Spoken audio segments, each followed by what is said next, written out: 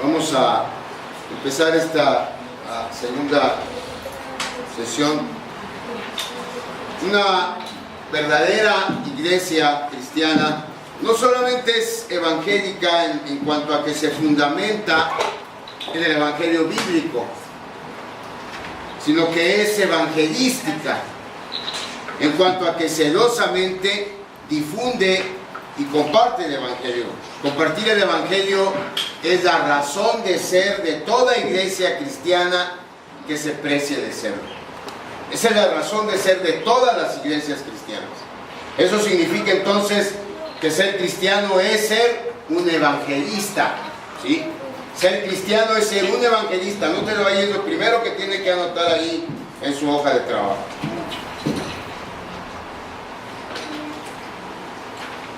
Pero la realidad, hermanos, es que para muchos de nosotros es que esto constituye una dificultad. Aunque tengamos las mejores intenciones de cumplir con la gran comisión que veíamos ayer en la conferencia del hermano Eduardo, estamos llenos de dudas al respecto, dudas que se plantean en preguntas tales como: ¿cómo empiezo a hablarle a alguien de Jesucristo? ¿Cómo empiezo a alguien a hablarle de la salvación que Dios nos ofrece a través de Él? ¿Qué clase de persona tengo que ser para poder ser un evangelista?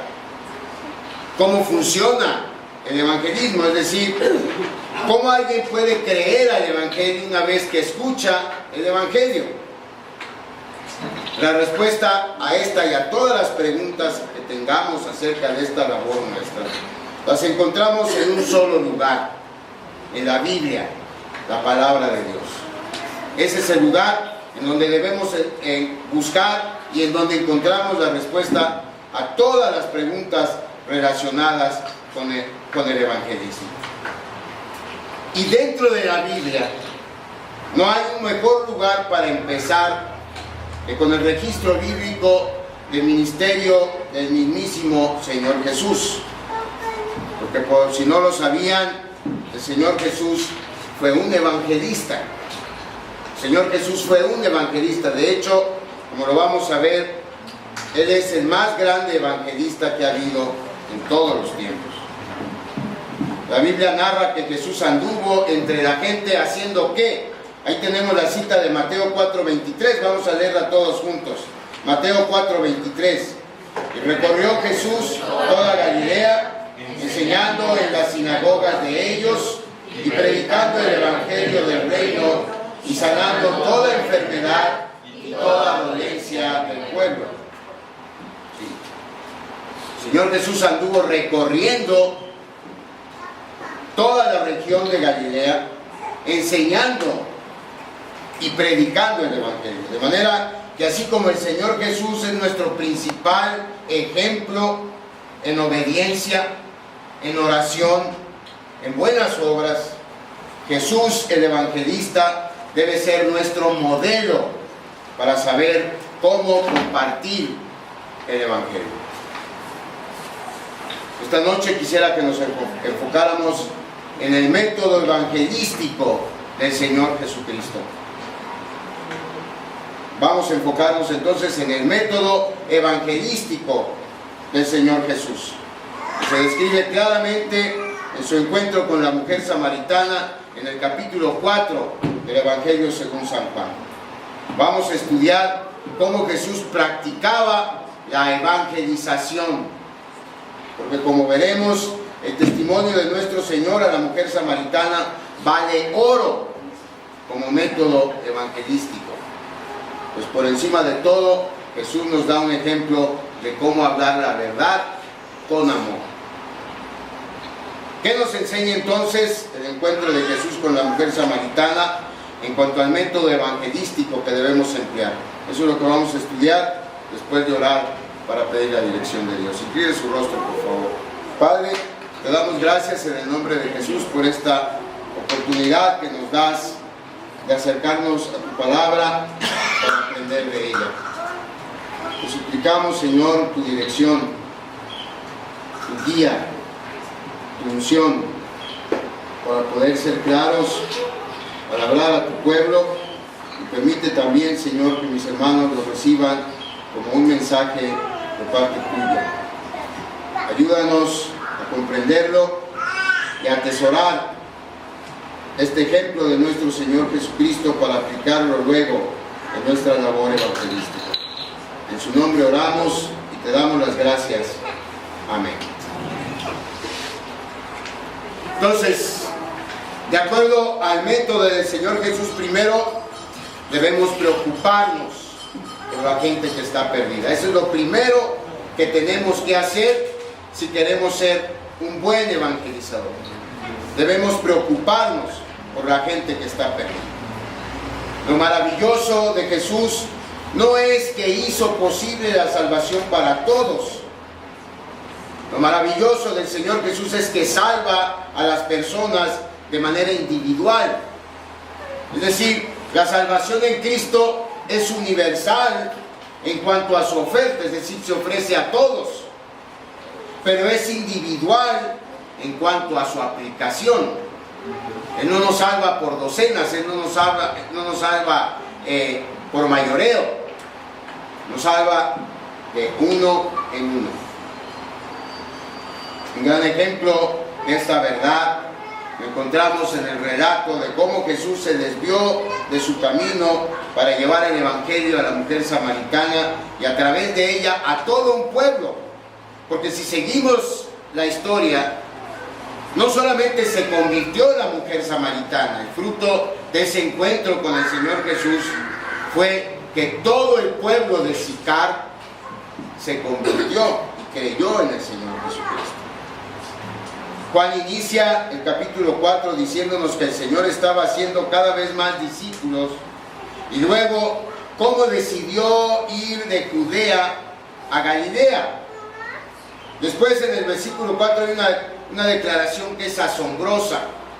¿Qué dice el versículo 4? Ahí lo tenemos impreso. Era necesario pasar por Samaria. Lo asombroso de esta declaración es lo incorrecta que es. Geográficamente el Señor Jesús no tenía que pasar por Samaria para ir de Judea a Galilea. Por otras muchas razones era inconveniente para él hacerlo. Por supuesto que si usted ve un mapa, usted me va a decir, no, pastor, sí era necesario, porque al sur está Judea, en medio está Samaria y al norte está Galilea. Pues tienes que pasar por Samaria para ir de Judea a Galilea. Pero por razones que vamos a ver un poco más adelante, todas las rutas comerciales, todos los caminos que iban de Judea a Galilea rodeaban la ciudad. Entonces, para ir de Judea a Galilea, el Señor no tenía que ir a Sicar. Y sin embargo, Él tenía que ir. Juan nos informa eso. Era necesario para Jesús ir a Samaria. ¿Cuál era la razón? La razón era su siempre firme determinación de salvar a los suyos. Esa era la razón. Por eso Él tenía que ir a Samaria, por su determinación de salvar a los suyos, entre los cuales se encontraba, por supuesto, la mujer con la que se encontraría en el pozo de Sicar. El primer aspecto del método evangelístico de Jesús es entonces su preocupación por los perdidos. Muchos de nosotros, hermanos, somos inefectivos en nuestra labor evangelística simplemente porque somos perezosos y somos egoístas. No estamos dispuestos ni siquiera a cruzar una calle para buscar a alguien y hablarle de Cristo. No nos preocupamos lo suficiente por el destino eterno de nuestros familiares, de nuestros amigos o de nuestros compañeros de trabajo. No nos preocupamos como para arriesgar nuestro estatus social para hablar acerca del Señor Jesús. El primer paso en ser evangelistas es pues simplemente preocuparnos lo suficiente como para hacer el esfuerzo necesario para hablar del Evangelio. Hay que preocuparnos lo suficiente, escríbalo ahí. Jesús se desvió kilómetros para hablar con una sola persona. ¿Qué tanto estamos dispuestos a identificarnos con Él en ese sentido? Esa es la pregunta. Una manera de motivar nuestra preocupación por la salvación de otros es pensar todo lo que Jesús tuvo que hacer, todo lo que Jesús tuvo que sacrificar por nuestra propia alma. Podemos ver su preocupación por cada alma en particular en este viaje que hizo a Samaria. Era un viaje que en realidad no necesitaba hacer. ¿Por qué? Porque, hermanos, lo que haría muy pronto era más que suficiente para abrir el camino de la salvación para todos. Él iba a morir. Él iba a entregar su vida por todos. Iba a morir en la cruz del Calvario para reconciliarnos con Dios. ¿Qué más necesitaba hacer? ¿No era eso suficiente? ¿No era suficiente sacrificio entregar su vida por todos nosotros? Para muchos de nosotros lo sería. Sin embargo, Jesús no se limitó a eso, sino que se encargó de que quienes serían beneficiarios de su sacrificio lo conocieran personalmente. Aunque ello significara caminar muchos kilómetros en un territorio hostil para encontrarse con la mujer samaritana. Hermanos amados, si somos creyentes, lo mismo aplica para nosotros. Así como Jesús buscó a la mujer samaritana, así nos buscó a ustedes y a mí para salvarnos. Ni ustedes ni yo escuchamos el Evangelio por casualidad.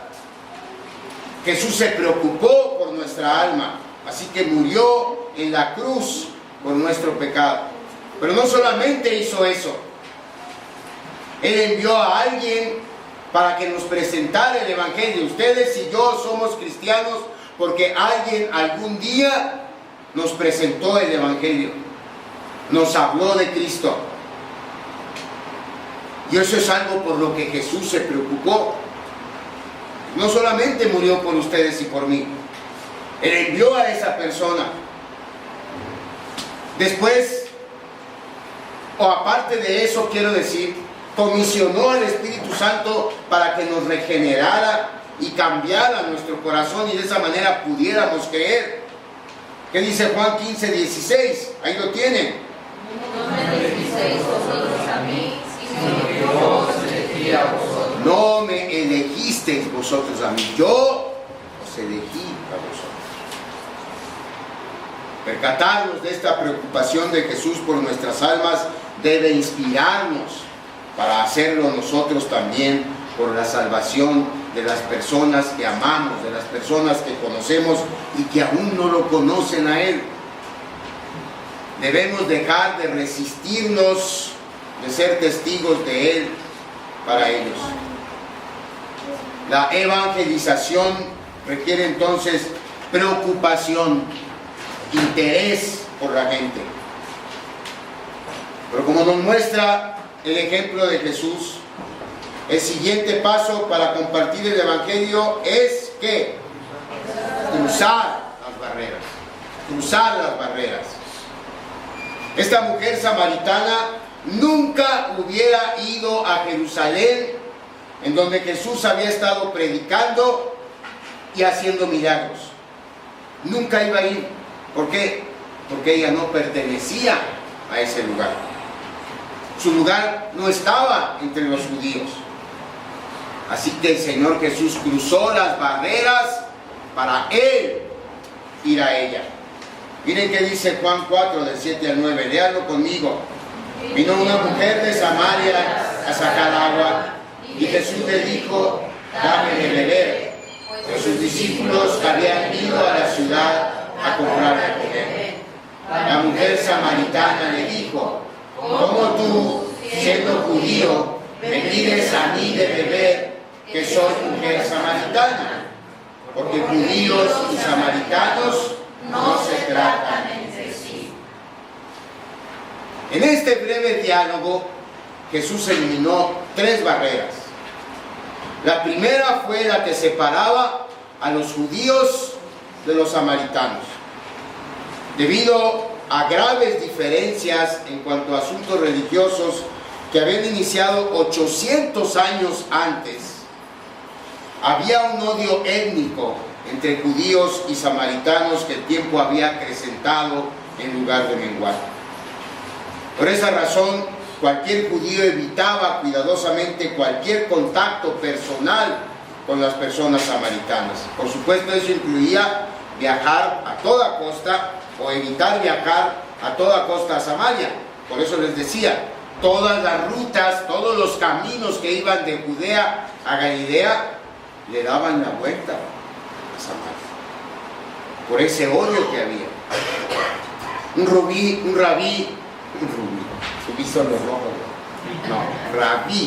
un maestro judío, dijo alguna vez: el que come el pan de un samaritano es como alguien que come carne de cerdo. Ustedes saben que la ley judía prohíbe comer carne de cerdo. Así que la primera barrera que Jesús cruzó fue la barrera del odio racial y cultural. Esa fue la primera barrera que nuestro Señor cruzó para llegar a la mujer samaritana, la barrera del odio racial y cultural. Pero resulta que ese samaritano tenía otra peculiaridad: era mujer. Puede que para nosotros no tenga hoy nada de escandaloso que un hombre se siente en un lugar público y platique con una mujer. No tiene nada de malo. Pero ciertamente tenía mucho de malo en el tiempo de Jesús. Una de las oraciones que los hombres judíos hacían todos los días consistía en darle gracias a Dios por no haber nacido samaritano, por no haber nacido o por no ser publicano, y la tercera cosa, por no ser mujer. Todos los días un judío que se preciaba de ser religioso le daba gracias a Dios por esas tres cosas: no ser samaritano, no ser publicano, no ser mujer. Un rabí arriesgaba su reputación al hablar públicamente con una mujer. Fíjense, aunque se tratara de su esposa o de su hija, era mal visto, era rebajarse. Para un rabí era rebajarse hablar con una mujer públicamente. Aún así, el Señor Jesús cruzó sin ninguna barrera esta segunda barrera, que fue la barrera del género. La barrera del género. Y la tercera barrera que Jesús cruzó fue un tabú social y religioso. La primera fue la del odio racial y étnico, odio racial y cultural. La segunda barrera, la barrera del género. Y la tercera barrera, este tabú social y religioso al pedir de beber a la mujer. ¿Por qué? Simplemente porque los judíos no compartían utensilios con los samaritanos. Hacerlo era arriesgarse a ser segregados del compañerismo en la adoración a Dios del resto de la población. Esa era una regla del templo vigente en tiempos del Señor Jesús. Es decir, tú intercambiabas un vaso o un plato con un samaritano y quedabas expulsado del templo de por vida. Esa era la sanción. Pero Jesús deliberadamente cruzó también esa línea. Incluso la mujer estaba atónita por eso. Por eso es que dice en el versículo 9, ¿cómo dice? ¿Cómo tú, siendo judío, me pides a mí de beber, que soy mujer samaritana? Era algo inaudito para ella. ¿Por qué Jesús cruzó esas barreras, hermanos? Porque a Jesús le importaba el alma de esa mujer. Igualmente, nosotros debemos cruzar barreras para alcanzar gente para Cristo. Eso no quiere decir, escúchenme bien por favor, que tengamos que participar en actos pecaminosos. Jesús nunca participó en actos pecaminosos. Es decir, una cosa es que tengamos que eliminar barreras y llegar a la gente que no conoce a Cristo, y otra cosa es que nos involucremos en cosas que sabemos que no debemos hacer. Es decir, yo no puedo usar de pretexto que voy a hablarle a alguien de Cristo para ir a un antro, por ejemplo. No puedo, ¿sí? Lo que sí podemos hacer es alcanzar a gente que nunca viene a la iglesia, que no está acostumbrada, que ni siquiera tiene una Biblia en su hogar. Hay que llegar a esa gente, a la gente que no viene a la iglesia, a la gente que no lee la Biblia, a la gente que no está familiarizada con nuestra cultura religiosa. Esta mujer no pertenecía al mundo religioso de Jesús, así que Jesús fue a su mundo con el Evangelio. Él cruzó barreras étnicas, de género y religiosas para buscarla, y al hacerlo llevó a la práctica la teoría de Juan 3:16. Juan 3:16 dice: porque de tal manera amó Dios al mundo. ¿De qué manera? De esa manera. De esa manera, yendo a buscar a la gente perdida. Hermanos, mucha gente se mantiene alejada de Dios simplemente porque piensan que no pertenecen a la iglesia. Asumen que la gente religiosa es hipócrita. Asumen que la gente religiosa los va a menospreciar. Se sienten incómodos en un ambiente religioso, de la manera en que la mujer se hubiera sentido si estuviera en Jerusalén. Por todas esas razones, es poco probable que una gente que no está acostumbrada, que no se siente cómoda en un ambiente religioso, venga al templo a escuchar el Evangelio. ¿Qué es lo que tenemos que hacer entonces nosotros? Por eso tenemos que llevarles el Evangelio nosotros a ellos. Y hay que aplicar el dicho famoso, ¿no?, de Mahoma: si la montaña no viene a ti, pues entonces tú ve a la montaña. Claro que no le vamos a hablar del Corán, ¿verdad? Le vamos a hablar del Evangelio. Bien. Y cruzar múltiples barreras apenas le permitió a Jesús hacer contacto con la mujer. Su siguiente paso incluía conectarse con ella en un nivel personal. Entonces, el tercer paso, siguiendo este método de nuestro Señor Jesús, ¿cuál es? Conectarnos con la gente. Hay que conectarnos con la gente. Por lo que relata este capítulo, nos damos cuenta que la mujer samaritana era una persona pecadora, una persona llena de falsas creencias, igual que nosotros, igual que muchas gentes alrededor nuestro. Sin embargo, el Señor Jesús nunca trató de menospreciarla. Jesús inició la conversación con un simple requerimiento. ¿Qué fue lo que le dijo? Dame de beber. Dame de beber. Y esa sola frase fue suficiente para encender la conexión. Nosotros pudiéramos pensar que hubiera sido mejor para el Señor Jesús iniciar el encuentro con ella realizando un milagro de tal manera que ella se asombrara, ¿no? A lo mejor hacer que el agua sola brotara del pozo y entonces llamar la atención de la mujer samaritana y decir: ah, este es un gran profeta y voy a ver qué tiene que decirme. O tal vez alguien pudiera pensar que el Señor hubiera iniciado la plática reconviniéndola por su vida, como luego a veces lo hacemos, ¿no?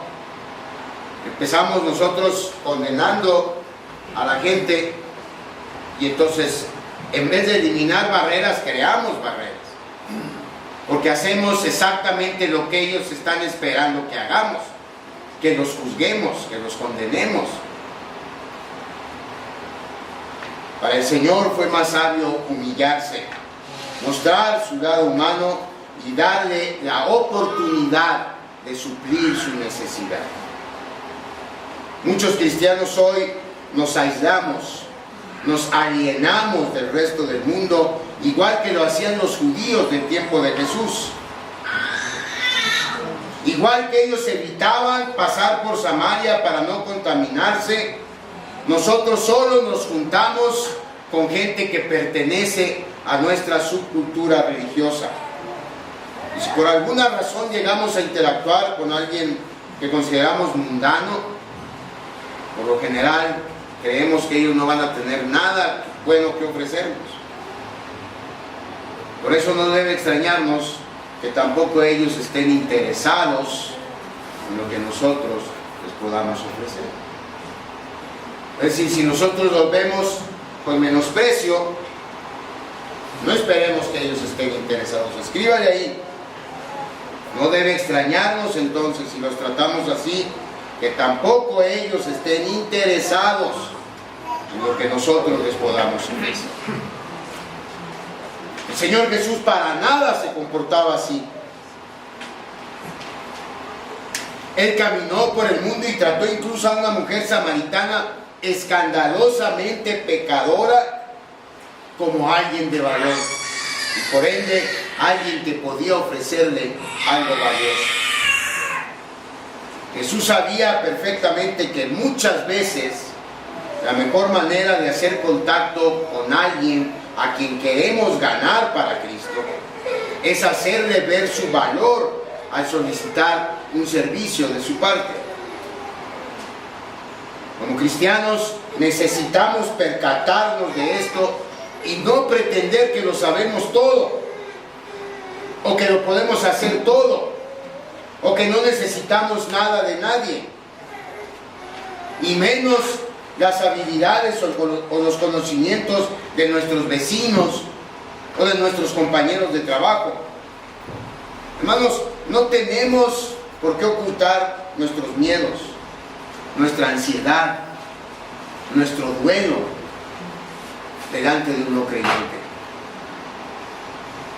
Ser cristianos no nos hace menos humanos, sino todo lo contrario. Es verdad, al hacerlo nos hacemos vulnerables, y algunos de nosotros tenemos esa experiencia de que cuando abrimos nuestro corazón a un no creyente no recibimos la respuesta que esperábamos, pero aún así el mostrarnos vulnerable es hacer contacto, es una oportunidad que el Espíritu Santo puede aprovechar, porque así como no todos los cristianos somos lo que debiera ser un cristiano, no esperemos que todos los creyentes sientan desprecio por el Evangelio. Todos alguna vez fuimos no creyentes, todos alguna vez. Cuando nosotros mostramos nuestra humanidad y mostramos nuestra necesidad, hacemos contacto con ellos. Podemos conectar mejor con la gente siendo auténticos, mostrando nuestra debilidad para que el poder de Cristo pueda actuar a través de ella. Ayer el hermano Lalo tocaba ese punto. Pablo decía, yo me glorío en mi debilidad, porque a través de mi debilidad el poder de Cristo se manifiesta, y eso es verdad. Tenemos como ejemplo el mismo Señor Jesús, que no escondió su cansancio ni su sed de la mujer samaritana. El que pudo ofrecer agua viva no tuvo pena en pedirle a la mujer, ¿qué cosa? Dame de beber, dame de beber. Escríbalo ahí, dame de beber.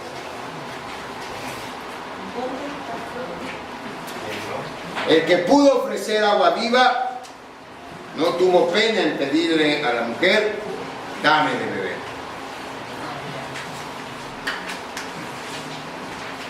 ¿Ya lo hallaron? Sí. Bueno.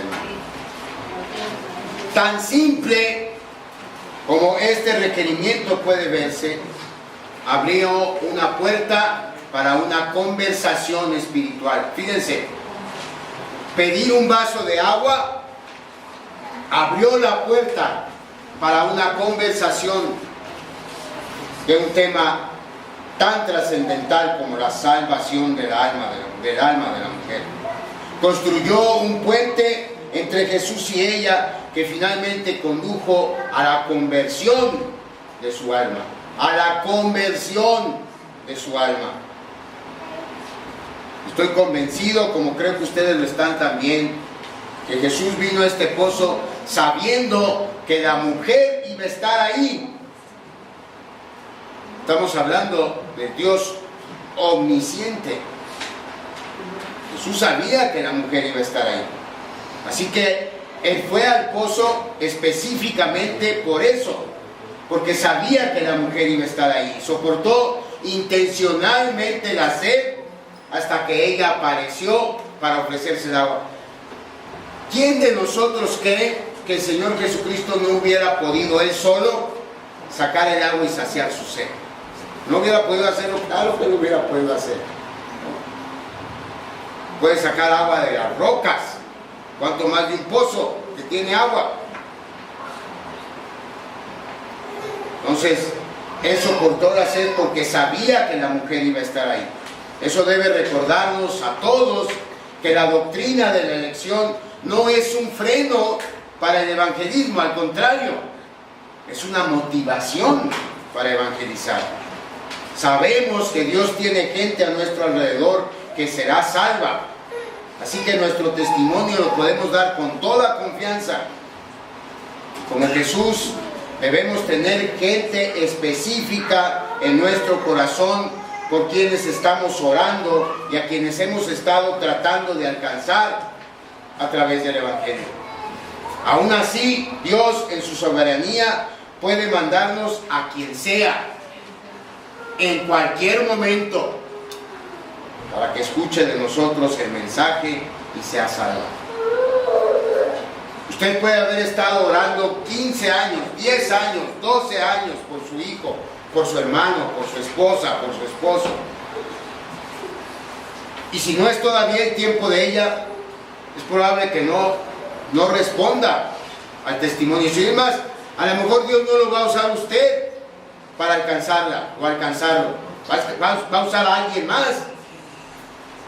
Pero a usted le va a mandar a alguien para quien el testimonio suyo va a ser el instrumento que Dios use para llevarlo a la salvación. Sabiendo esto, debemos considerar cualquier encuentro como una oportunidad propiciada por Dios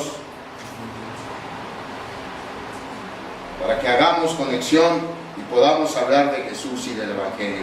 Preocuparnos, cruzar barreras para relacionarnos, conectar con la gente. Estas tres cosas que hemos visto hasta ahora le podemos llamar pre-evangelización o pre-evangelismo.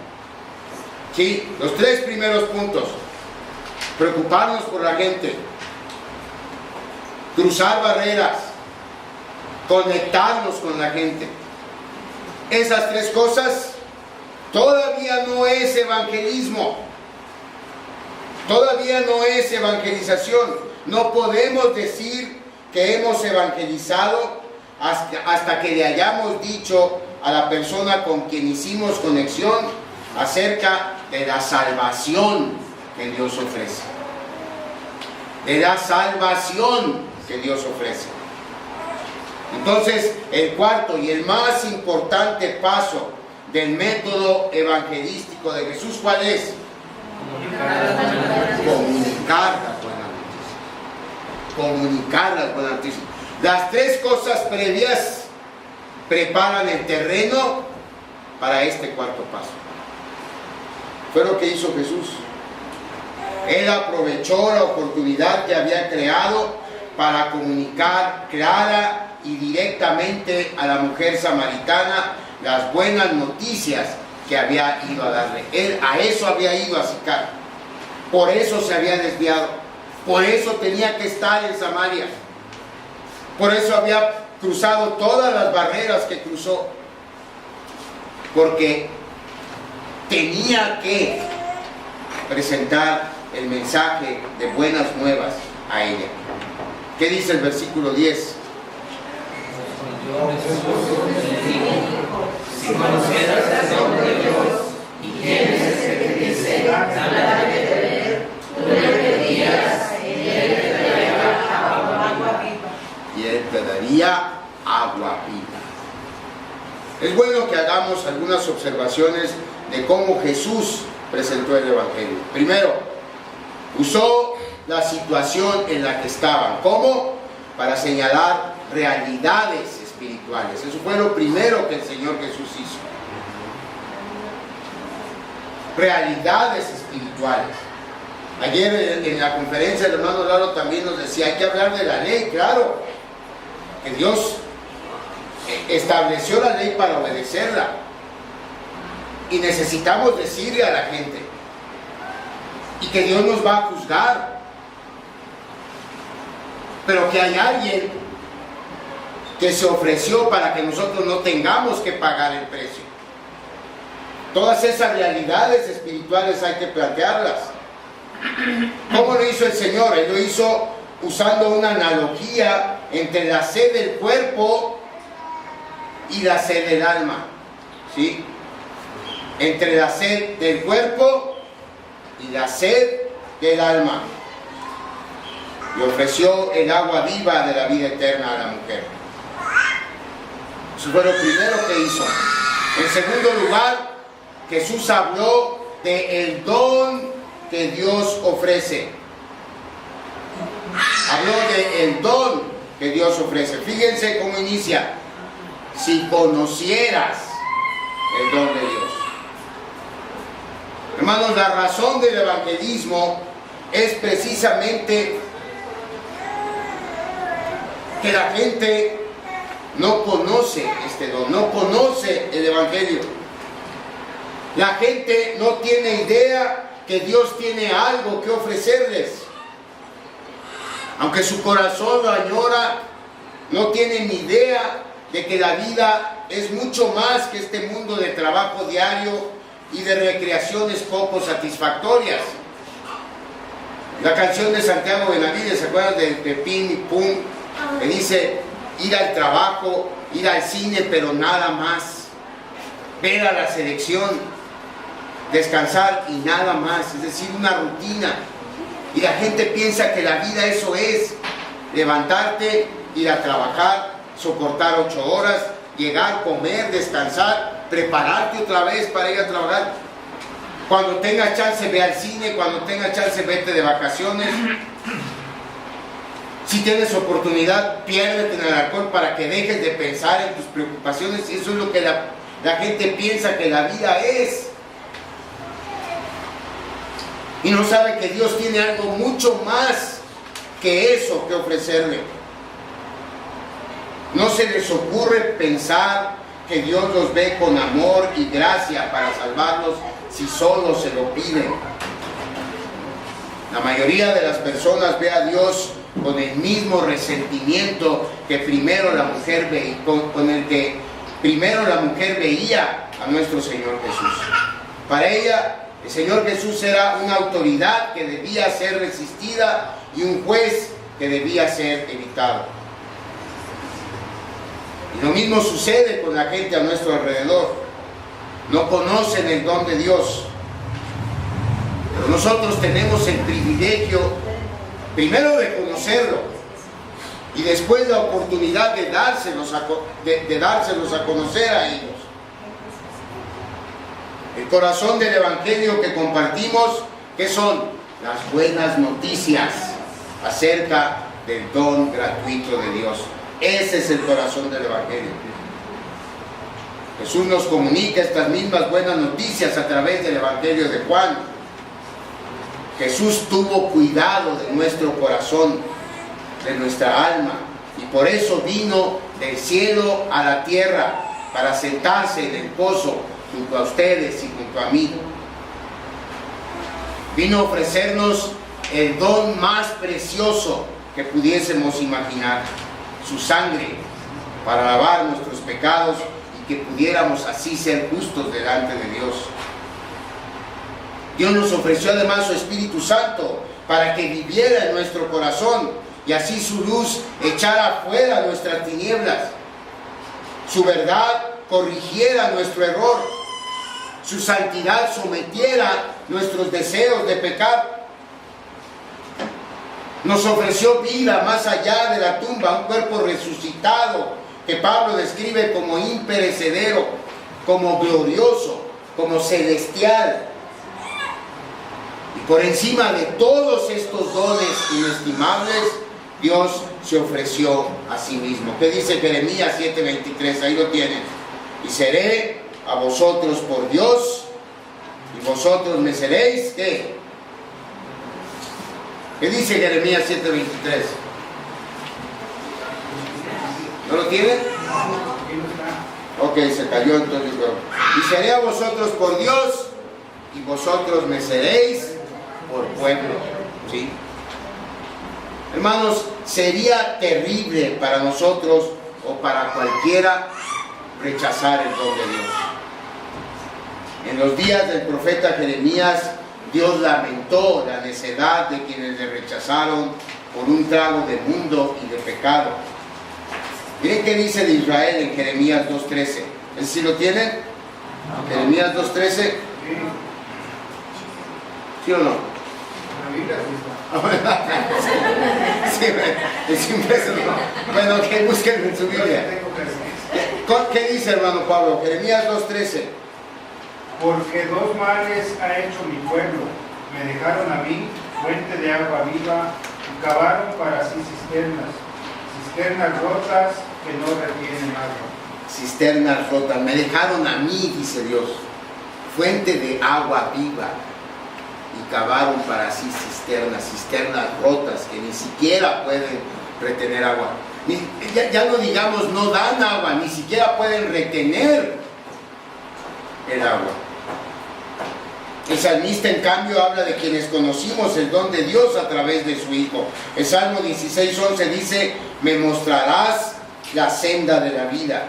En tu presencia hay plenitud de gozo, delicias a tu diestra para siempre.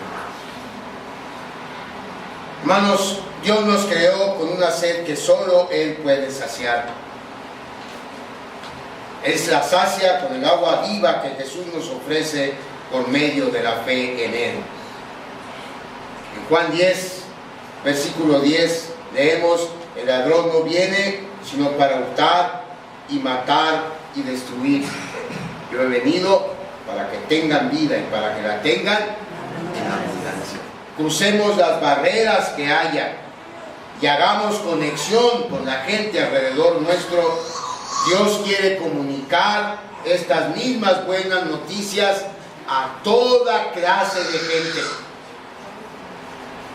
A toda clase de gente. Gente como el fariseo Nicodemo. Gente como la mujer samaritana. Y todas las otras clases de gente que hoy hay en nuestro alrededor. La orden para nosotros es clara, hermanos. Es precisa y es concisa. Y se encuentra en este mismo Evangelio de Juan 20, versículo 21. Díganme que ese sí lo tienen, por favor. Ahí sí. ¿Qué dice? Entonces Jesús les dijo otra vez: paz a vosotros, como me envió el Padre, así también yo os envío. A mí me envió el Padre, yo vine. Así como Él me envió, ahora yo los envío a ustedes. La pregunta es, ¿vamos a ir? Esa es la pregunta para todos nosotros. ¿Vamos a ir? Si no sabíamos cómo y esa era nuestra excusa, ahora ya no la tenemos. Porque hemos aprendido del mejor maestro, Jesús, el evangelista. Así que Dios nos ayude a ser fieles y obedientes. a este mandato suyo. Y la mejor motivación tiene que ser recordar 1 de Pedro 2:9. ¿Qué somos, hermanos? Somos linaje escogido, real sacerdocio, nación santa, pueblo adquirido por Dios. Fíjense todo lo que somos. Real sacerdocio, linaje escogido, nación santa, pueblo adquirido por Dios. ¿Para qué? ¿Para qué? Para anunciar las virtudes de aquel que nos sacó de las tinieblas y luz a la luz. Esa es la razón. Por eso decíamos al principio, ser cristiano es ser evangelista por naturaleza. Todos tenemos el privilegio de evangelizar. Hay un don de evangelización, hay un don que el Espíritu nos da. Es decir, para algunas personas el evangelizar se da natural. ¿Sí? No necesitan esforzarse, no necesitan pasar vergüenzas. Ellos solos se suben a los camiones, le hablan a la gente en las calles. Ellos tienen el don de la evangelización. Bueno, para ellos es más fácil. Pero el privilegio y la responsabilidad es de todos, no nada más para el que tiene el don de la evangelización, porque a todos nos salvó Jesús y a todos nos dio la comisión de ir. Entonces, el ser fieles y obedientes a este mandato suyo hará que nuestra vida sea más significativa, más feliz, obedeciendo el mandato de nuestro Salvador.